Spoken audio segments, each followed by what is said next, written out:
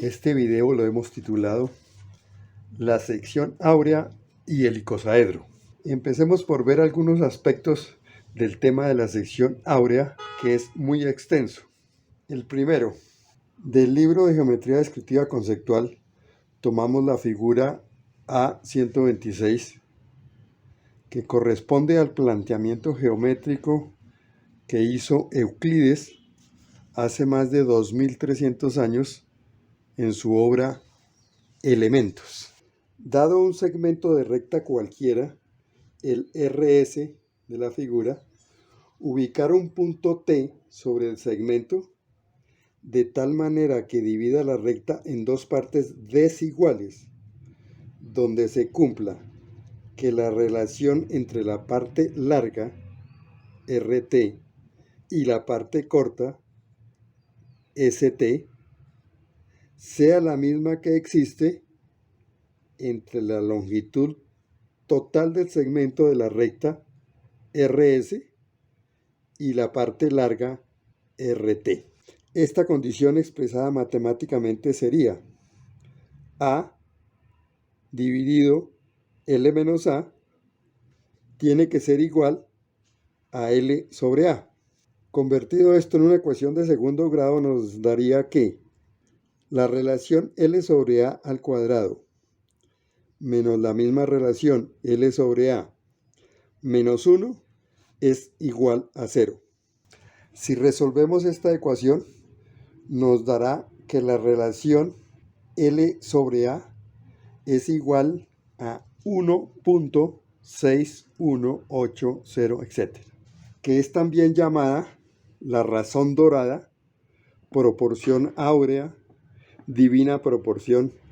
Aquí vemos el mismo planteamiento anterior, pero en un programa de geometría dinámica. En este caso se trata del programa Regla y Compás, que es gratuito para ser descargado. En esta zona tenemos las dos partes de la ecuación, la parte derecha y la parte izquierda de la ecuación. Entonces nos arroja el resultado de esas divisiones de dividir la parte larga sobre la parte corta, etcétera, nos da los dos resultados. Aquí entonces nos permite a nosotros mover este punto que divide la recta en partes desiguales, nos permite moverlo y encontrar ahí el resultado de esa posición del punto T. Si nosotros lo desplazamos, en este caso hacia el lado derecho, vemos que los valores cada vez divergen más. Si nos devolvemos, encontramos que los valores convergen. El 1,4 se va aumentando, el 2 se va disminuyendo y así llegará un momento donde los dos valores serán iguales. Ese será el punto geométrico donde estará la respuesta de ese valor. Aquí hemos encontrado 16148 y 1619. Incluso si hacemos el promedio de esos dos valores, pues estamos cerca de la respuesta casi exacta. Veamos el segundo. Se puede hacer también un planteamiento matemático. Hallar un número tal que al dividir la unidad por dicho número sea igual a restarle la unidad a este número. Si resolvemos el valor de m de ese número, encontraremos nuevamente esta misma sección. Ahora un tercero. Este se trata de las series en matemáticas. Dada la serie 0, 1, 2, 3, 5, determinar la clave de la serie. Aquí cada número corresponde a la suma de los dos anteriores. Y esta es la famosa serie de Fibonacci. En esta serie, si dividimos cualquier número por el anterior, nos dará una relación casi fija que será muy cercana a esta relación que venimos hablando de 1.618.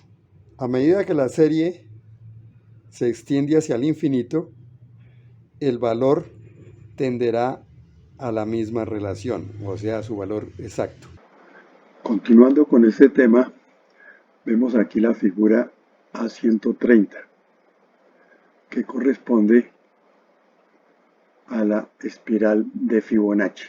Está construida dentro de un rectángulo cuyas medidas largo-ancho están en sección áurea, de la que venimos hablando. Este rectángulo se construyó a partir de un cuadrado, este que aparece acá. A este cuadrado se le agrega este otro rectángulo para que quede exactamente en sección áurea. Más adelante mostraremos dicha construcción. Aquí se tomó para hacer esta curva un valor bastante grande de la serie de Fibonacci, que es 144. No se deben tomar valores menores que eso. Sabemos, ya dijimos que la serie los valores se acercan a la sección áurea a medida que los valores son bastante grandes. ¿Cómo construimos entonces esta curva? Sobre este cuadrado hacemos centro acá y trazamos simplemente un arco de 90 grados. Luego aquí, con esta medida que tenemos acá, construimos un cuadrado y ahora hacemos centro acá y construimos este arco. Y así seguimos construyendo ahora con esta medida de aquí a aquí, construimos este cuadrado y hacemos otro arco de 90 grados. Los puntos de empalme, los centros y el otro centro están colineales o están cumpliendo con los empalmes perfectos de arcos de circunferencia. Vemos acá entonces que tenemos acá 144, aquí tenemos 89, aquí 55 y encontramos que la serie de Fibonacci se va dando toda. Pero a medida que nos acercamos, esos valores empiezan a ser menos precisos. Aquí realmente con esta construcción nosotros nunca llegaríamos a cero. Y sabemos que la serie empieza precisamente en cero, que es donde más lejana está del valor de la sección áurea. Aquí podemos seguir ampliando y ampliando indefinidamente y siempre podremos construir o seguir construyendo la figura.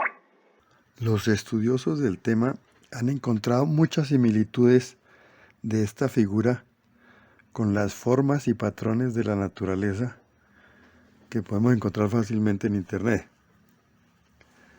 En el reino vegetal, la más conocida es la flor del girasol.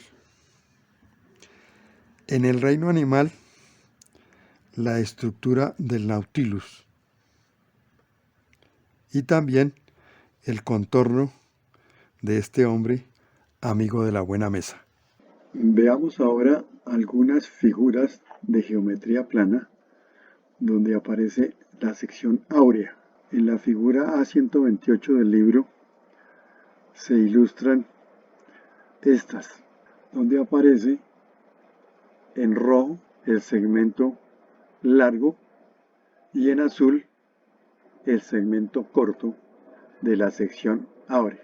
Todas estas son relativas a la construcción de un pentágono regular que se muestra detalladamente en el video del dodecaedro estrellado.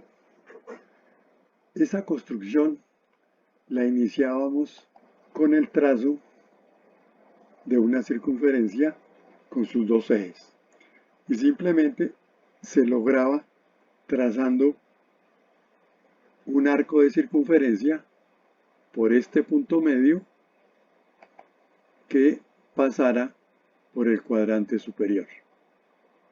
Y en esa forma nosotros obteníamos este punto. La distancia que hay de aquí a aquí es exactamente esta, que cabe 5 veces en esa circunferencia. Entonces aquí ya en ese trazo vemos que este radio y este segmento de recta que se formó están en sección áurea. En esta misma construcción, el segmento de recta que va de este cuadrante a este punto que se halló está en sección áurea con este mismo radio. Aquí empezamos a construir sobre el pentágono regular la estrella de 5 picos, regular lógicamente. Y en esa construcción entonces encontramos nuevamente la sección áurea entre esta recta y esta otra recta. Ya completando la estrella tenemos también sección áurea entre este segmento de recta y este segmento de recta. Por último tenemos que también se da la sección áurea entre este elemento y este de esa estrella de 5 picos. Igualmente, entre este segmento todo completo y este otro. Vamos a pasar ahora de la geometría plana a la geometría del espacio. Y vamos a trabajar con una figura, con un sólido que ya conocemos y nos es familiar, que es el icosaedro. Trabajaremos con las vistas de techo y frente de la figura A130A, que también ya hemos mostrado en otros videos. Queremos dejarles a ustedes acá la forma como se traza la vista de techo y la vista de frente de esta figura. En las figuras 9.7, 9.8 y 9.9 se explica en forma gráfica y con las flechas que aparecen cómo se trazan esas dos figuras. Bien sea que ustedes lo hagan en AutoCAD o con escuadra y compás. Siguiendo con el mismo tema, entonces buscaremos ahora dónde encontramos la relación de la sección áurea en este sólido, y para eso haremos lo siguiente. Si nosotros tomamos cualquier arista del icosaedro, encontraremos una arista diametralmente opuesta que es paralela a la primera. En este caso vamos a tomar esta arista que en la vista de techo aparece paralela a esta recta y que en la vista de frente corresponde a esta arista. La arista diametralmente opuesta, que es paralela a ella, es esta. En la vista de techo estará oculta y será esta. Si nosotros unimos este punto o este extremo o este vértice del icosaedro con este y este con este, nos va a dar un rectángulo. Ese rectángulo es un plano que podemos tomarlo definido por dos rectas paralelas o bien definido por este cuadrilátero. Ese plano aparece de filo o como una recta en la vista de techo. Y por tanto, al mirarlo aquí perpendicularmente en esta dirección, aquí aparecerá en su verdadera magnitud. Es decir, las longitudes como las vemos acá son sus longitudes reales. Entonces veamos qué pasa con ese plano y nuestra famosa sección áurea.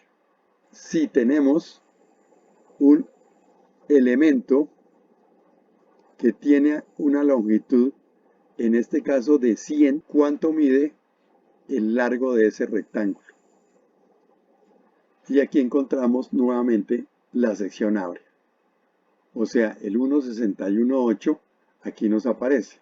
Si la arista es 100, la distancia de estos puntos será 161,8. Entonces, este es un ejemplo interesante donde se repite la relación de sección áurea dentro de un volumen. Pero veamos ahora otras cosas más interesantes. Si ahora repetimos el procedimiento con otras dos aristas, en este caso escogemos esta y esta de la vista de techo y trazamos las dos rectas que unen los extremos formando otro rectángulo igual. Ese rectángulo, ese plano, nos aparece de filo en la vista de frente. Si este plano está de filo en la vista de frente y el plano rojo está en verdadera extensión, la conclusión es que esos dos planos son perpendiculares entre sí.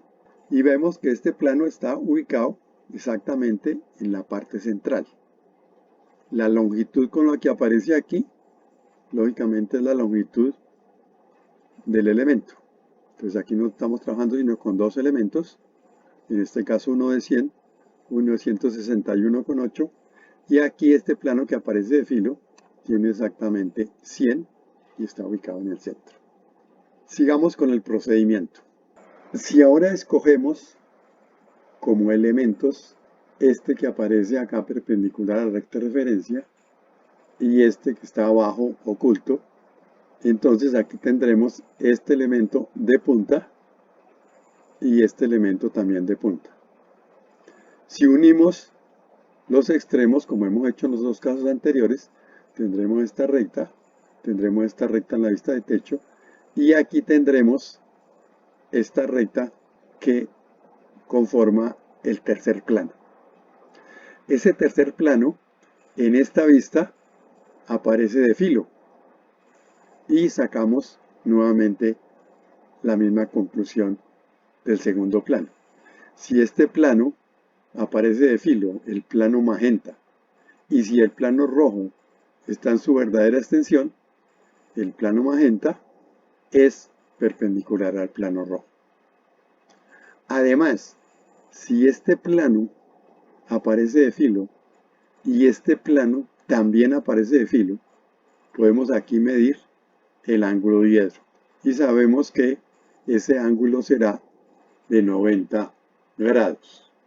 Es decir, que entre este y este forman 90 grados. Entonces aquí tenemos tres planos perpendiculares entre sí, todos los tres. Esos tres planos tienen 6 aristas y esas 6 aristas tienen 12 vértices. Y por esos 12 vértices pasa el icosaedro que tenemos aquí planteado. Entonces, ¿cómo podemos construir con base en esto un icosaedro? Construyendo esos tres planos, uniéndolos en forma perpendicular y luego simplemente uniendo sus vértices con triángulos equiláteros. Aquí hemos trazado esos tres planos para ser ensamblados. Como dijimos, el primero será un rectángulo en sección áurea.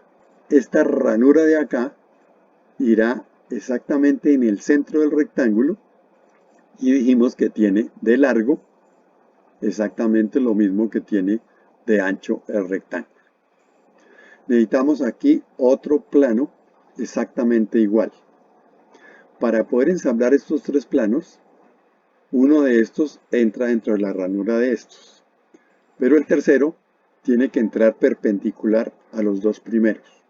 Entonces, por eso aquí hemos hecho la ranura completa y la hemos cortado acá en este punto. Esto está hecho en AutoCAD para ser recortado en las máquinas de control numérico con rayos láser, y la medida de estas ranuras se hace en función del espesor que vamos a utilizar.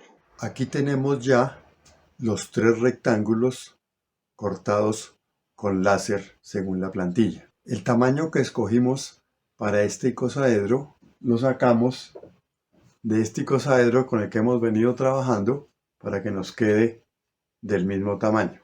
El ensamble lo iniciaremos con estos dos rectángulos que son iguales. Entonces en la ranura del uno metemos el otro y nos quedan los dos planos ortogonales. Y ahora el tercer rectángulo lo metemos en esta forma y ya tenemos ensamblado los tres planos ortogonales.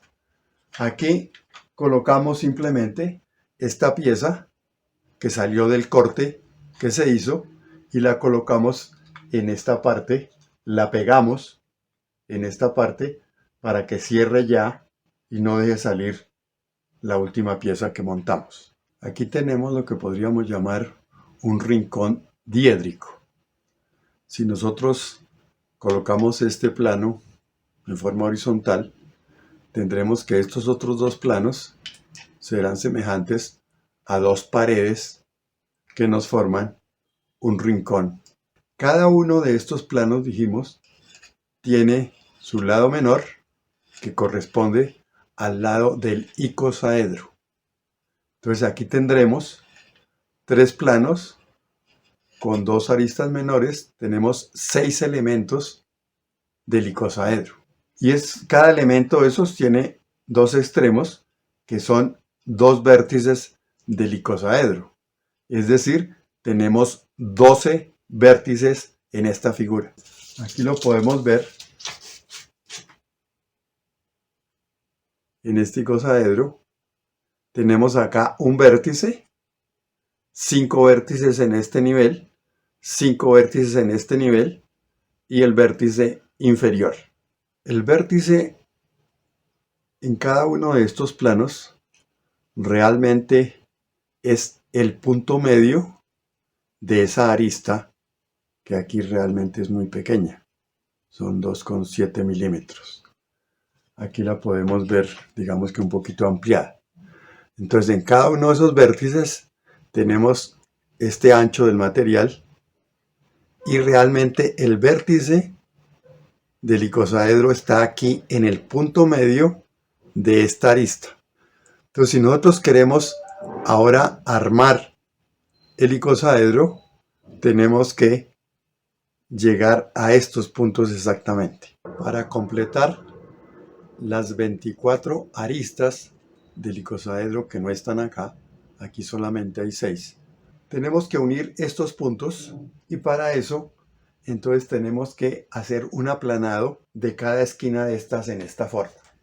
Cogemos una lima plana y la colocamos en contacto con dos de los vértices.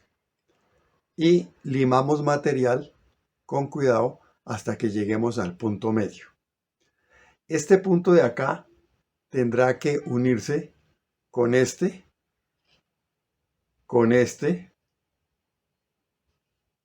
con este, o sea, cada uno tendrá que unirse con 4 puntos más. Entonces lo que hacemos es hacer ese limado de tal forma que queden los 4 puntos y que esa arista ya completamente lista.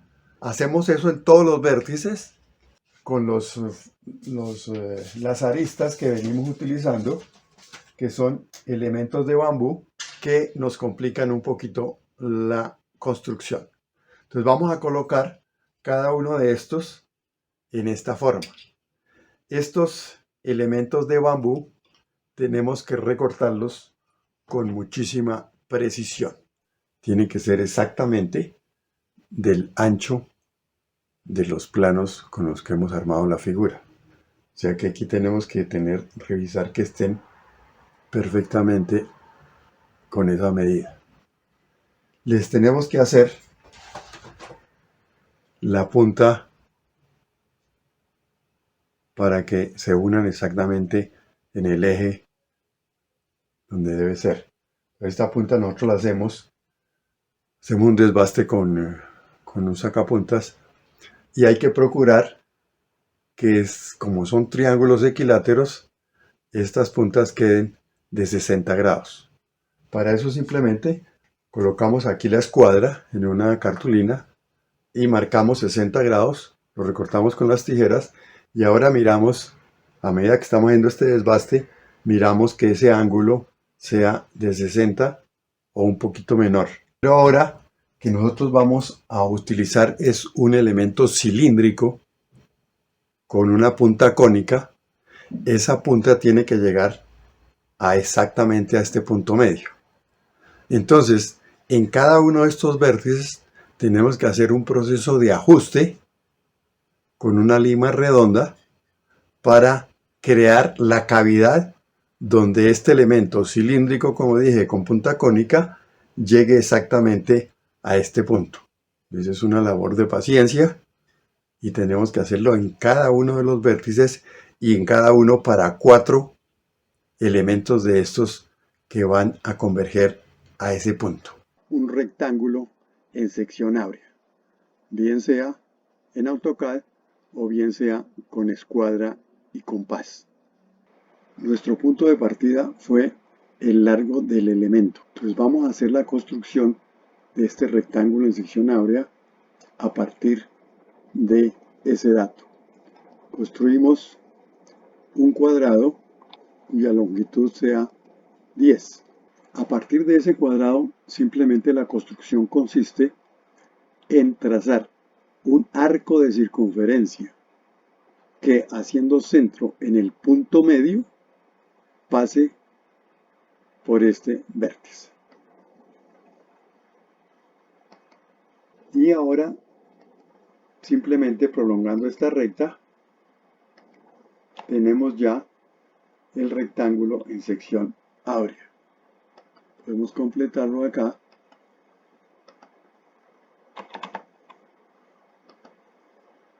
Aquí podemos comprobar que para un ancho de 10 nos dio un largo de 16.18. O sea, el método gráfico es exacto.